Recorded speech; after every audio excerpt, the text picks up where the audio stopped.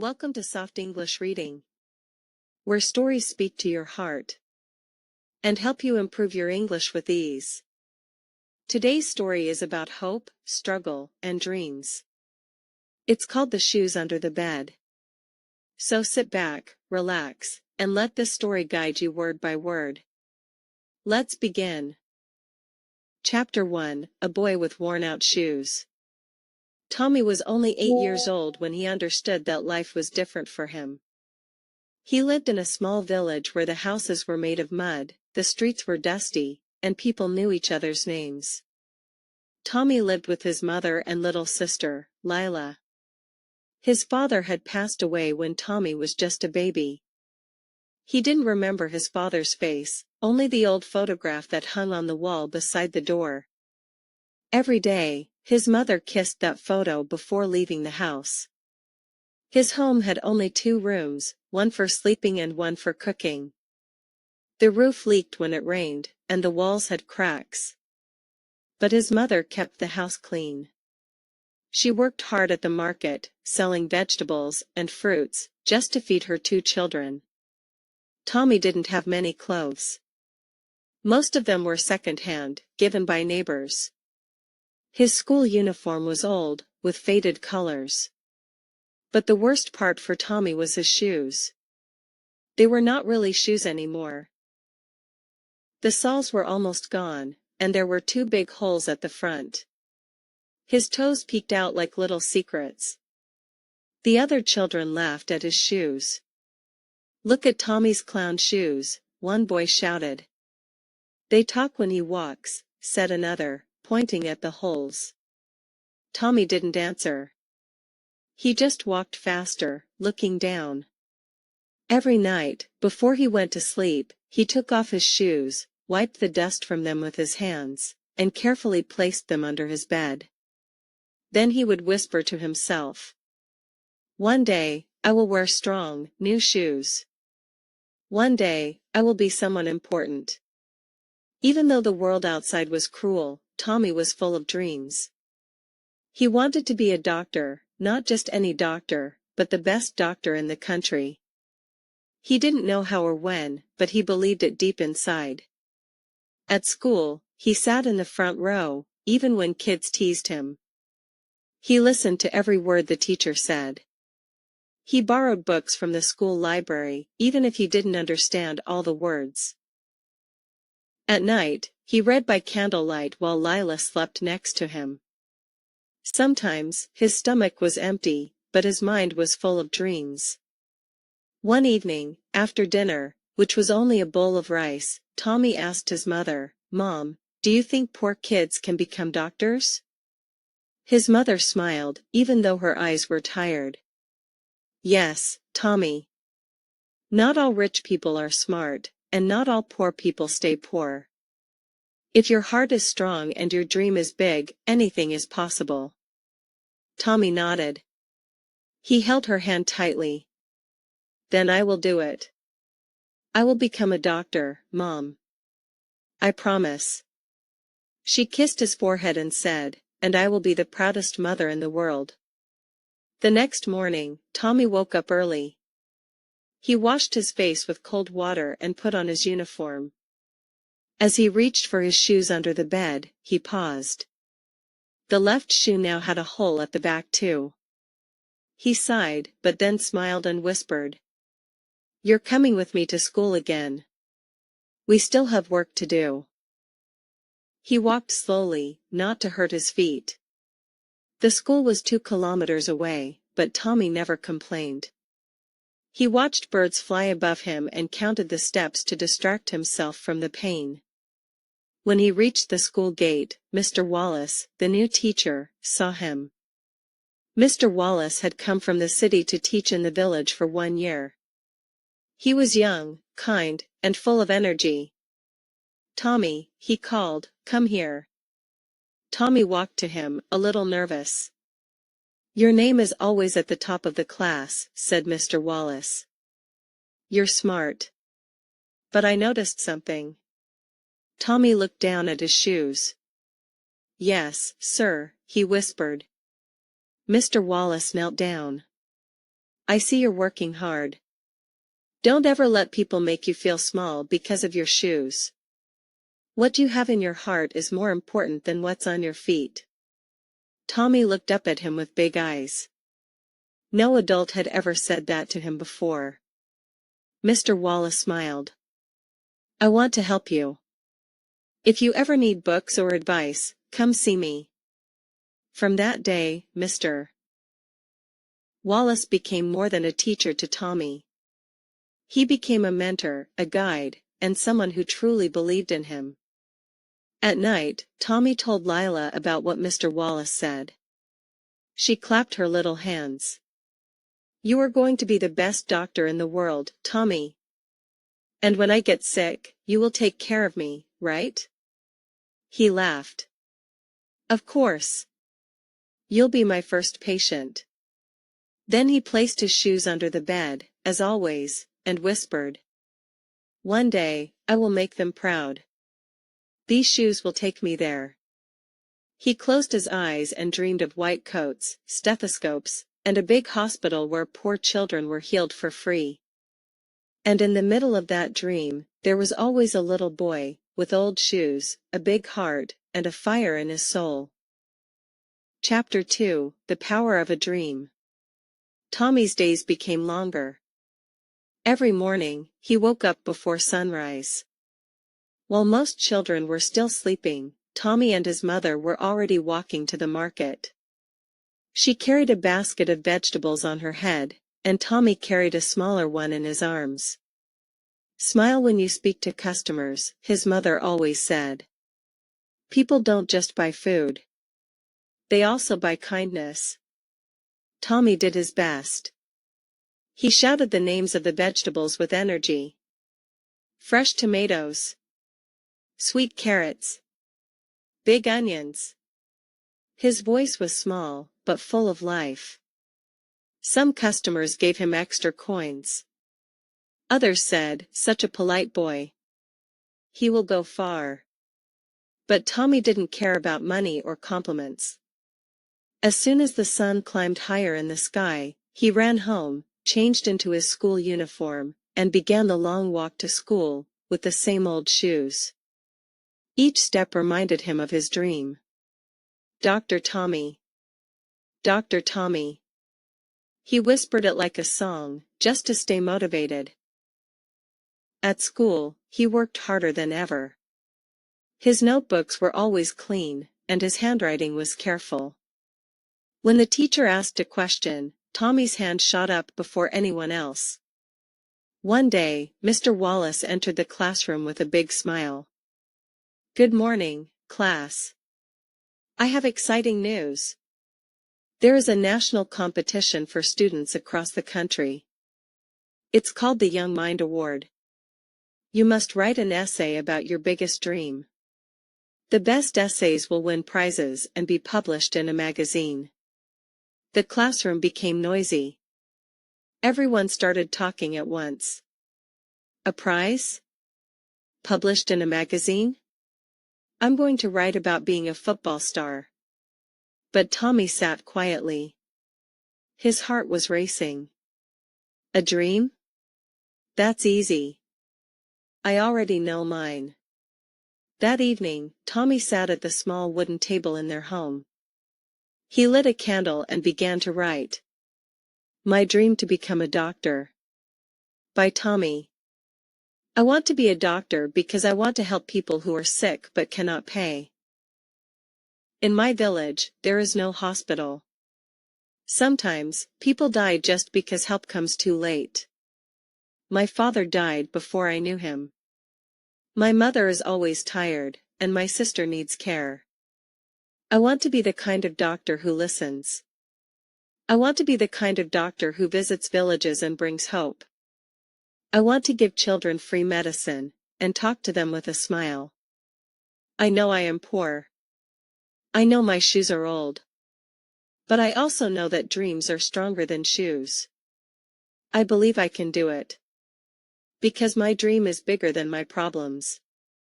When he finished writing, Tommy read the essay out loud to his sister and mother. His mother had tears in her eyes. That's beautiful, Tommy, she said softly. You're already a doctor in my heart, said Lila, hugging him. The next day, Tommy gave his essay to Mr. Wallace. A week later, Mr. Wallace walked into the classroom holding a letter. Class, he said, we have a winner. Everyone went silent. Tommy, your essay was selected. You are one of the top 10 students in the country. You will receive a certificate, new books, and your writing will appear in the Student Voice magazine. The class applauded. Some were surprised. Others smiled. But Tommy, he couldn't move. Me? I won. He stood up slowly. Mr. Wallace handed him the certificate and shook his hand. I knew you had something special, the teacher said. Keep going. Never stop. That night, Tommy didn't put his shoes under the bed. He placed them next to his certificate and whispered. These shoes walked me into a dream. And this is only the beginning. After the contest, something began to change. People in the village started noticing Tommy more. Neighbors asked him for help with reading letters. Some offered him old textbooks. One woman gave him a backpack her son no longer used. Tommy smiled and accepted everything with gratitude. But he didn't let the attention distract him. Mr. Wallace became even more involved. He gave Tommy extra homework, special books, and small science kits. You're preparing for your future, he said. One day, this knowledge will save lives. On weekends, Tommy visited the local clinic and watched the village nurse work. He asked questions, took notes, and listened carefully. He learned how to check temperature, clean wounds, and calm frightened children. One afternoon, the nurse looked at him and said, Tommy, you are not just learning. You are preparing. Those words stayed with him. One evening, while reading a science book under the candlelight, Tommy felt the candle flicker. He looked up and saw the wind moving the curtain. Then he noticed something. His shoes, the ones he always placed under his bed, they looked smaller now. He had grown. The shoes didn't fit perfectly anymore. He smiled. I'm outgrowing them. Maybe. I'm growing into my dream. He didn't throw them away. He never would. They were part of his journey, part of his story. Instead, he wrapped them in an old cloth and put them carefully in a box.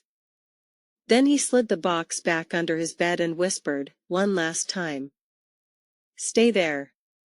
I'll come back for you when I become a doctor. He turned off the candle and closed his eyes, with the soft sound of rain falling on the roof and hope beating loudly in his chest. Chapter 3, Life Gets Harder. Tommy was growing fast. He was now 12 years old, taller, and even more determined. His days were full of hard work, study, and dreams. He had new books, better grades, and more confidence. But life doesn't always follow the plan we hope for. One cold morning, Tommy woke up and saw his mother sitting at the table, coughing. Her face looked pale, and her hands were shaking. Mom, are you okay? He asked, placing a hand on her shoulder. I'm fine, she replied with a weak smile. Just a little tired. But day after day, her cough grew worse. She started missing the market. She stayed in bed longer. Her voice lost its strength. And one day, she didn't get up at all. Tommy brought her warm tea and sat beside her. You need to see a doctor, he said. I can't pay for a doctor, she whispered. And we need to save the money for your school. Tommy didn't care about school anymore. He felt scared. He didn't want to lose her like he lost his father. I will work, he said. I'll sell vegetables. I'll clean yards. I don't care. I'll do anything. But when he said this, Lila began to cry. No, Tommy. You can't stop school. You have to become a doctor, remember? Her small voice was shaking. She wiped her tears and added, That's what Mom wants too. His mother nodded slowly. Promise me you won't give up. Even if things get harder. Tommy looked at both of them and made a promise he would never forget. I won't give up. I'll find a way. The next few weeks were some of the hardest in Tommy's life.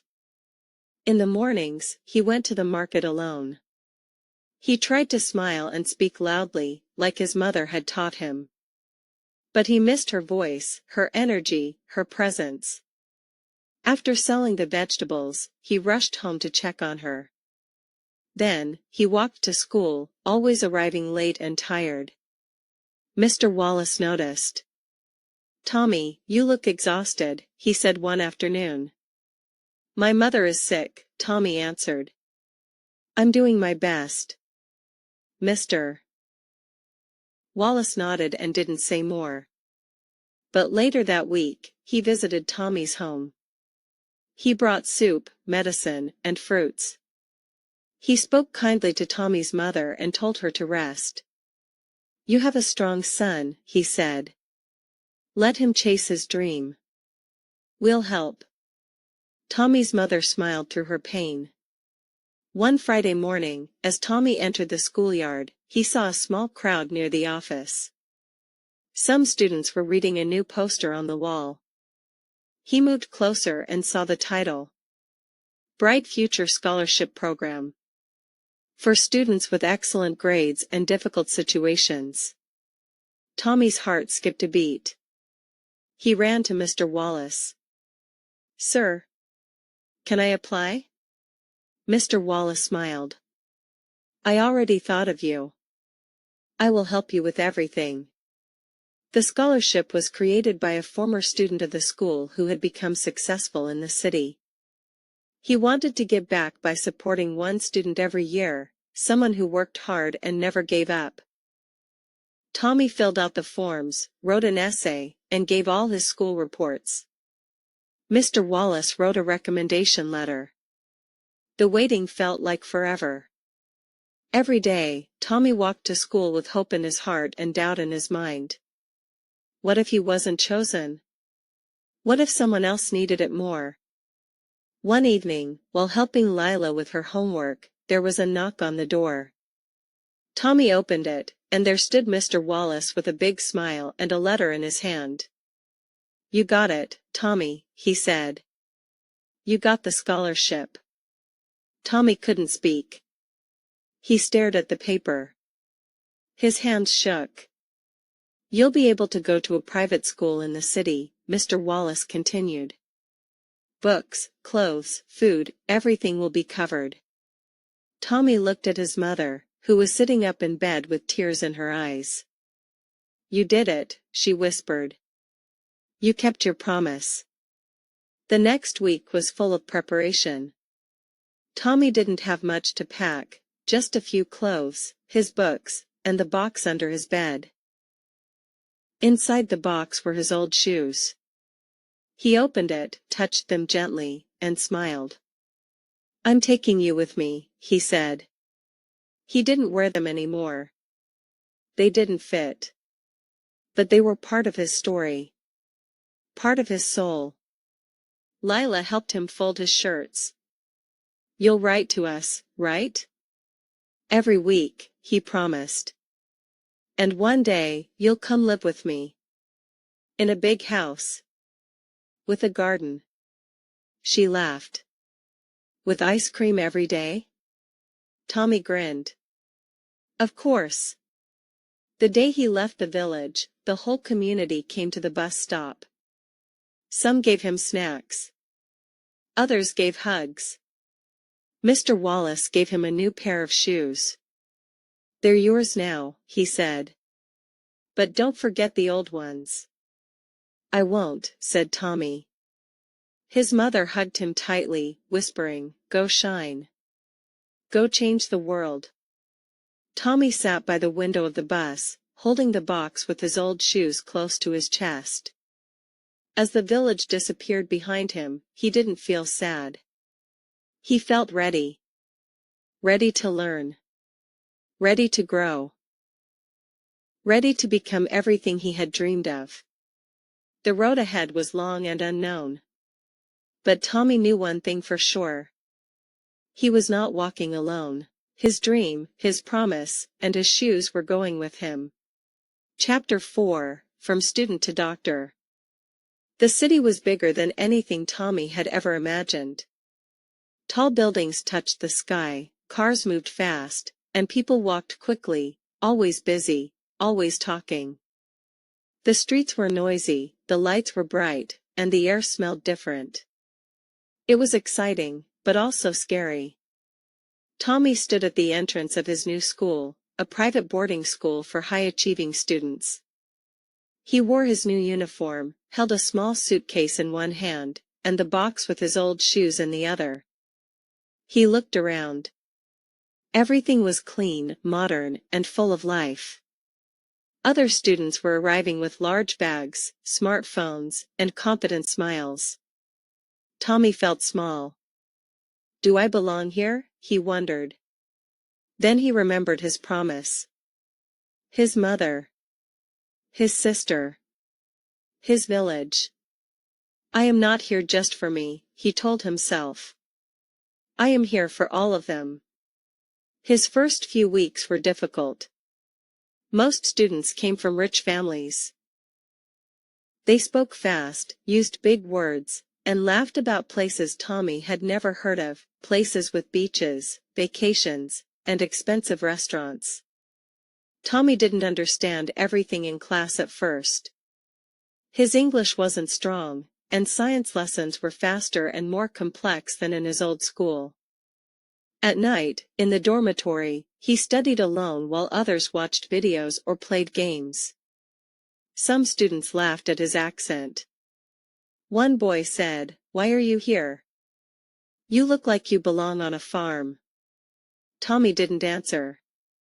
He remembered what Mr. Wallace once told him, "Let your work speak louder than your words." So, he worked. He woke up early to review notes. He stayed after class to ask questions. He read books twice, sometimes 3 times, just to understand every sentence. Slowly, things changed. His grades improved.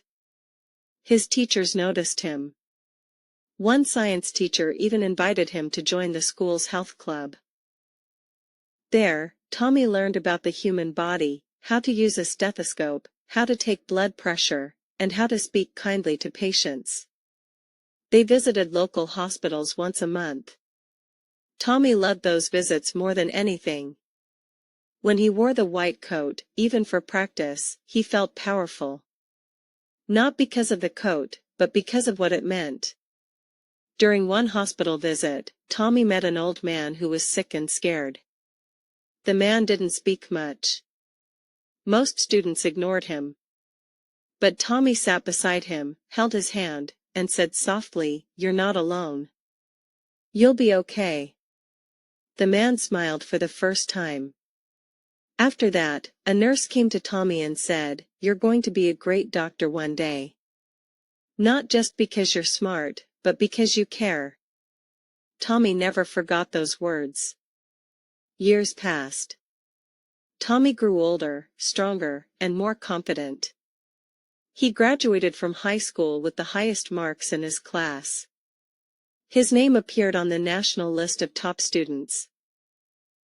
Universities began sending him letters, offers, scholarships, and invitations.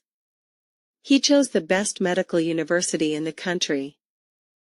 Before leaving for university, he went back to his village for a short visit. He hadn't seen his family in over 2 years. When the bus stopped near his old home, Lila ran to him, taller and full of joy. His mother stood at the door, looking thinner, but smiling proudly. "Dr. Tommy is here," Lila shouted. "Not yet," Tommy laughed, hugging them both. But soon, he gave his mother medicine, bought her a comfortable bed, and gave Lila books, notebooks, and new clothes. "You're next," he told Lila. "You're going to follow your dreams too." At university, the journey continued. The classes were harder. The pressure was stronger. But Tommy never gave up. He studied day and night, volunteered in clinics, joined study groups, and gave free tutoring to other students who struggled, just like he once did. Sometimes, when he felt tired, he opened the box he had carried all those years. Inside were the same old shoes, worn out, broken, silent. But they spoke to him in a way nothing else could. "You started with us. Don't forget." On his desk, beside medical books and notes, he placed a small note that said, "Dream bigger than your problems." 6 years passed. On graduation day, Tommy stood in a large auditorium, wearing a black gown and a cap. His name was called last, the top graduate of the university. People clapped. His teacher smiled. His heart beat fast. He walked on stage, received his diploma, and looked into the crowd. There, in the front row, were his mother and sister. His mother's eyes were full of tears. Lila waved with a huge smile. Tommy raised the diploma high in the air. "We did it," he whispered. That night, he didn't celebrate in a party or at a restaurant. He went back to his small room, opened the box under his bed, and took out the shoes. He placed the diploma beside them. Then he whispered, "These shoes carried a dream. And today, the dream walks on its own." Chapter 5: The Shoes That Built a Dream. Tommy returned to his village as a doctor. Not a visitor. Not a student. A real, fully trained doctor, with a white coat, a stethoscope, and a heart full of purpose.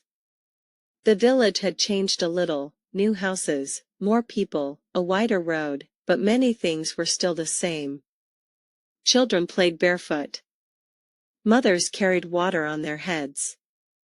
Old men sat under trees and talked for hours. When Tommy stepped out of the car, people gathered around him. "Dr. Tommy is back," someone shouted. "He made it. Look at him.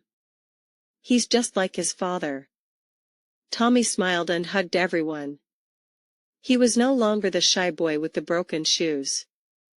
But he still remembered exactly how that boy felt. He walked home, slowly, taking in every step. His mother was standing at the door with Lila, now a beautiful young woman with a backpack and big dreams of her own.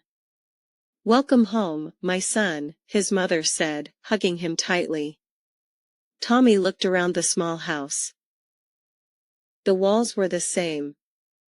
The roof had been fixed. And in the corner of the bedroom, the old bed still stood. He bent down and reached under it. The box was still there. Dusty, but untouched. Tommy opened it. There they were, the shoes that had carried his hopes, step by step, through mud, pain, and distance. He picked them up and held them close. "Thank you," he whispered. His mother stood beside him, silent, watching. She didn't need to say anything. She knew what those shoes meant. A few days later, Tommy invited the village elders, the school teachers, and the community to a special gathering under the big tree near the market. Everyone came, men, women, children, and even people from nearby villages. Tommy stood in front of them and spoke clearly.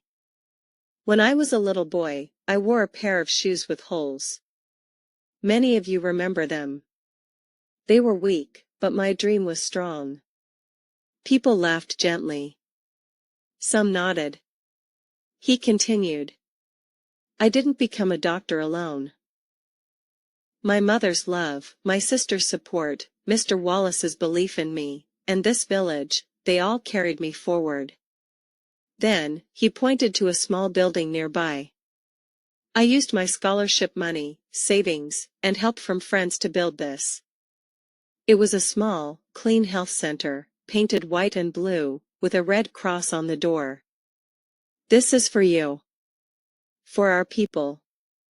No one here should suffer without help. Medicine is not only for the rich. The crowd clapped, some in tears, others cheering loudly. One little boy walked up to Tommy and asked, "Will you be our doctor forever?" Tommy knelt down, smiled, and said, "As long as you need me, I will be here." Inside his new clinic, Tommy created a small display shelf. On it, he placed a few things.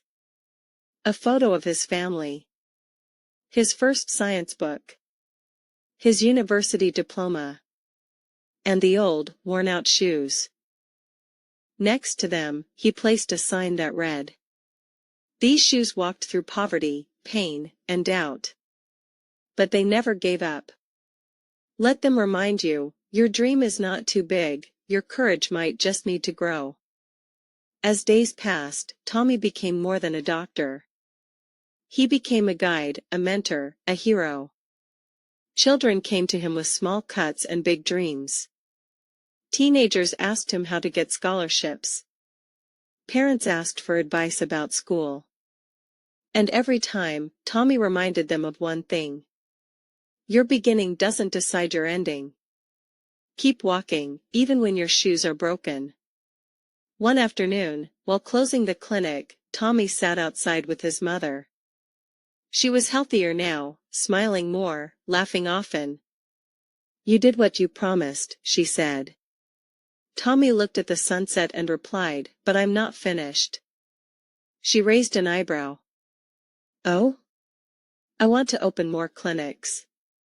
I want to help other villages. And I want to create a scholarship, for kids like me." His mother nodded slowly. "Then keep walking, my son. Just like you always have." Tommy smiled. This time, his shoes were new.